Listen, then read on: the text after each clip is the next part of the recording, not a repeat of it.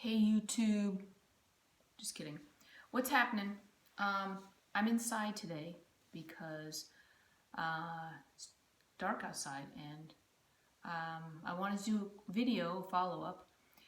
I haven't been in here for a couple weeks, but I cleaned it out and it looks really nice. It's minimized. I wish I could show you, but I'll mess up my phone, but maybe at the end. Anyway, so I'm going to do a video because following up on my last one, I said I have my paperback books arriving this week according to Amazon, and if you're just following this video, you're like, what is she talking about? Well, I said I'm going to do a video more in depth of the novel I just released. It's called Sounds with Song. I'll have a link below, but in my next video, once I get the books to display, I can talk about that more in detail. But I thought I'd follow up with my type 4, my disintegration to 2 due to a narcissist, and how I managed to eventually integrate. So how did I pull myself out of it? So if you watch the last video where I talk about the disintegration to 2, I give some examples of what this individual, some of his behaviors, and he was someone I came to learn had narcissistic personality disorder. I did not know what that was. I knew he was a manipulator. I knew there was something severely wrong with him, but I didn't know that this fell under like an umbrella term. So I'm just going to go into a little bit of that during this video. So it was difficult for me because despite him giving me a fake name and showing that he was, pretty much a pathological liar in many respects. He would mix lies with the truth, and, he would stonewall, he would be evasive.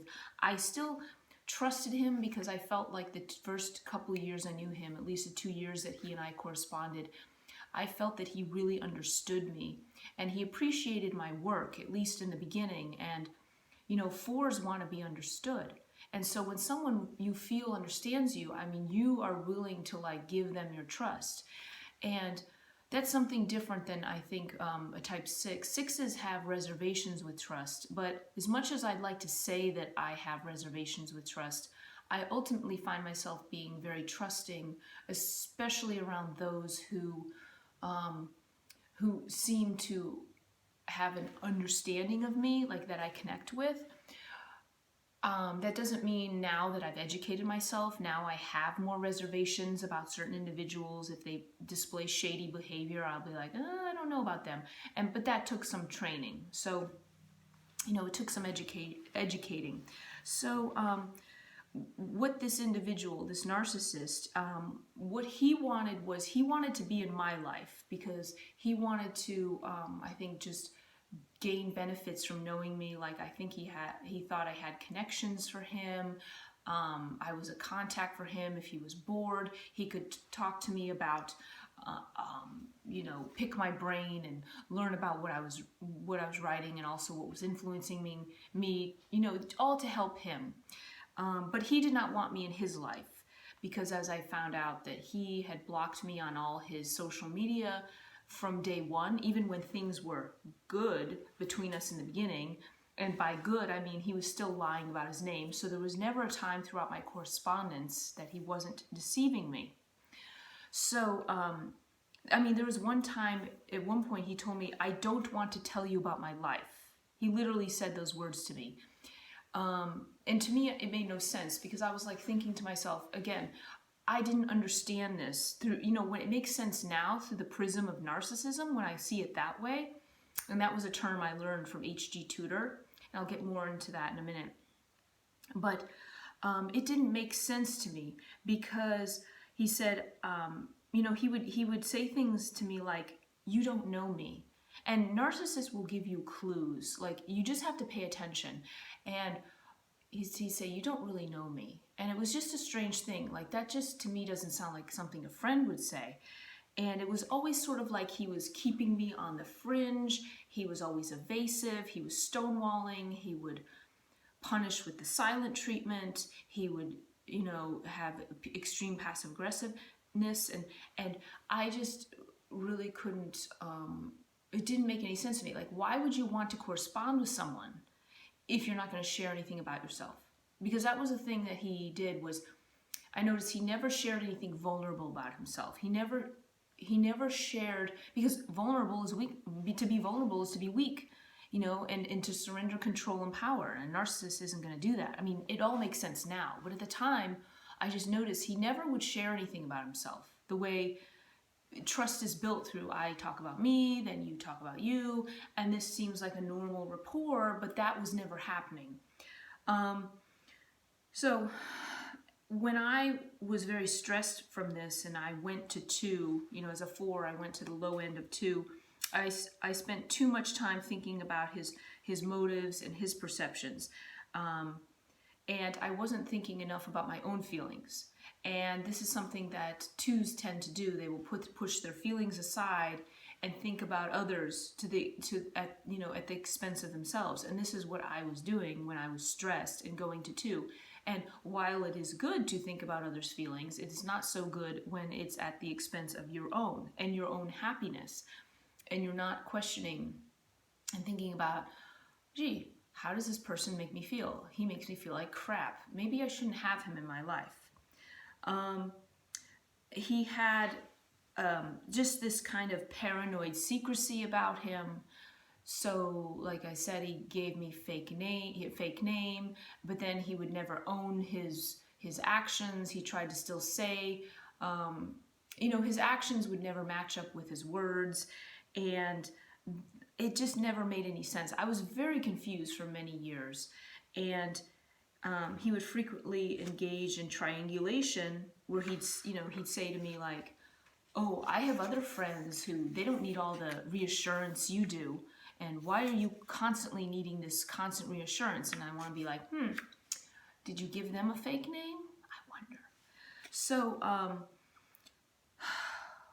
what happened was, once I went no contact from him for about a year after our correspondence, I really felt like crap. And it wasn't just because, while it's like sad to mourn the loss of any kind of relationship, be it romantic or friendship or whatever, that wasn't so much my issue, because by the end he was such a deadbeat that I didn't feel like I was losing anything. But I still thought that I had something to do with why he was behaving the way he was. Like, I knew he had problems, but I didn't know what it was. So I thought that I was the one who provoked all this.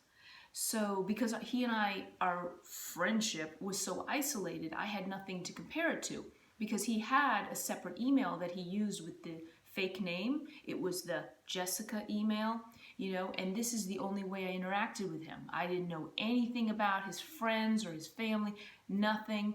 I mean, the dude was a fucking stranger to me. So it wasn't until a year after I went no contact where I stumbled upon an article about narcissistic personality disorder.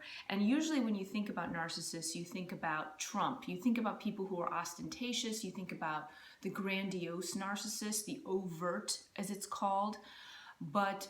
And it's funny, because this narcissist that I knew, he would always say how Trump was a horrible man, but he couldn't see that his own actions, and that's the sign of like a narcissist. They cannot see that their own actions are wrong. Like it's Trump's horrible, but he'll lie to me about his name, and that's fine. So I came across what was called the shy narcissist, the vulnerable narcissist, or introverted or covert narcissist. All these are terms that they lump together. And then it was finally when I came across H.D. Tudor, his term mid-range narcissist is what fit him to a T. And H.D. Tudor goes into descriptions about the schools and cadres of narcissists that, if you want to know more, you should read up on. But this was a mid-range narcissist, and as I said, I blamed myself because I didn't understand it from the point of view of what was going on. And I thought to myself, since he and I were writers, and he wasn't really a writer. He was more of a fan, I guess. I don't know. But I said, is this a thing of artists drifting apart? Like, because like you think of how, Van Gogh and Gauguin were living together for a while, and by the end they wanted to kill each other. Like they literally hated each other. And so I was thinking, was this what's happening? But I was like, but how is it happening when I feel like I'm doing everything to try to like get this to work, this correspondence, and everything he's just picking fights. And, for those who might not know, I mean, like when you're a creative person, you're an artist, and somebody is a great supporter of your work, and then they decide to completely cut you off and they don't have any interest anymore in your work, it is excruciatingly hurtful. Now, I can't compare it to maybe cheating. I know that cheating is bad, and I know all these things that are very hurtful, so I'm not going to say one is worse than the other, but, it is like just this extreme sort of betrayal when, I mean, he didn't read anything for 4.5 years and claiming he was too depressed, and he didn't tell me why. I say, why are you so depressed? Why aren't you reading? I don't want to talk about it. And I'd say, well, what's wrong? Why don't you want to talk about it? I can't trust you. So then, then I'm put in a position where I'm trying to jump through hoops to earn his trust. And he said, so it was one of those things where like, it doesn't matter, I was at the time writing my Japanese trilogy, and I had written like my second novel, my third novel, and I really wanted him to read it, and he wouldn't read it. And it's like, no matter how great a work or novel or achievement I had gained, it wasn't so great to disrupt him from his life. It wouldn't pull him from his Twitter feed about Britney Spears and what Alanis Morissette had for breakfast. That was more important to him. And this was very hurtful for me. And so as the years went on, as I said, this isn't like 6 months, this is like 4.5 years. I said to him finally, you need to read this book. I want you to read this book. You need to do something for me. I wanted him to show that he cared, not through words, but through an action. And he still wouldn't do it. And his exact words to me were, if you try to get me to read this book, I will not only resent it, but I will resent you.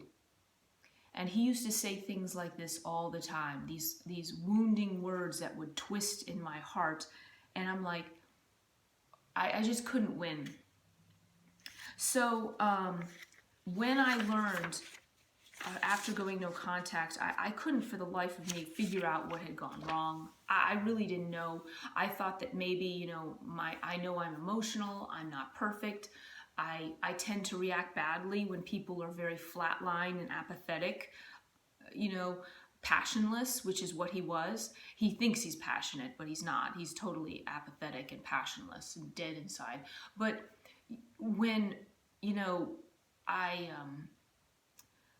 I realized that I have a certain level of reactivity. So I thought maybe I was the cause, or maybe I had provoked this.